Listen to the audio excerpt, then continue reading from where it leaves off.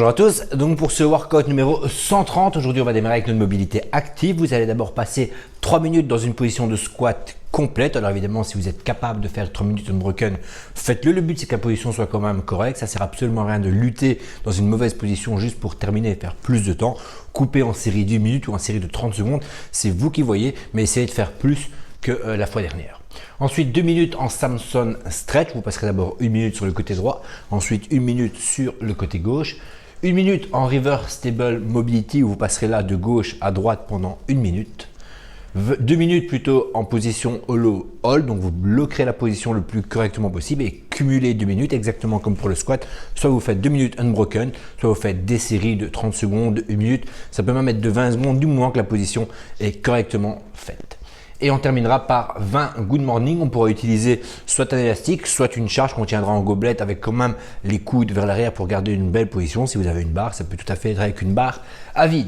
Alors ensuite, au niveau de la force, ce sera du skill, j'avais mis du skill, ce sera de la force. 5 fois 8 répétitions avec 2 minutes de pause en strict pull-up. Alors si vous avez une barre, évidemment, c'est avec une barre pour les faire. Si pas, regardez la vidéo explicative, il y a plusieurs manières d'y arriver. Ça peut être avec un balai et 2 chaises. On peut tout à fait faire des strict pull-ups. Ça ressemblera plus à du ring row en réalité sur une barre, mais ça peut quand même rentrer dans les strict pull-ups. Vous pouvez le faire sur une table basse. En tout cas, il y a plusieurs versions pour y arriver. Et ensuite, pour les rendre difficiles, vous allez soit ajouter un tempo, si pour vous 8 c'est trop facile, soit vous pouvez faire du chest to bar, qui est quand même légèrement plus difficile. N'oubliez pas que si vous êtes sur du ring row ou alors sur les chaises ou les tables basses, en fonction plutôt d'où vous mettrez vos pieds, ce sera plus facile ou plus compliqué. Donc plus vous aurez vos pieds loin devant et plus ce sera difficile, plus vous aurez vos pieds loin derrière et plus ce sera facile. Donc n'hésitez pas à jouer avec ça pour rendre le mouvement assez difficile que pour pouvoir faire 8 répétitions, mais avec de la difficulté bien évidemment.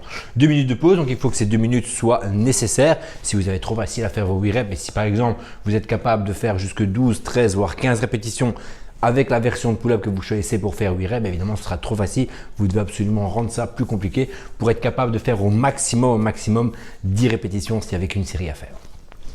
Alors ensuite, au niveau du workout aujourd'hui, on reprend un format qu'on a assez souvent, c'est du MM puis du 4 time, 5 tours à réaliser plutôt. 3 tours d'abord en MM et ensuite 2 tours le plus rapidement possible. On a 4 exercices et donc les 12 premières minutes seront en MM, un exercice par minute et au départ de la 12e minute, vous refaites 2 tours entiers, là le plus rapidement possible sans tempo. Alors premier exercice, première minute, 20 air squats à réaliser.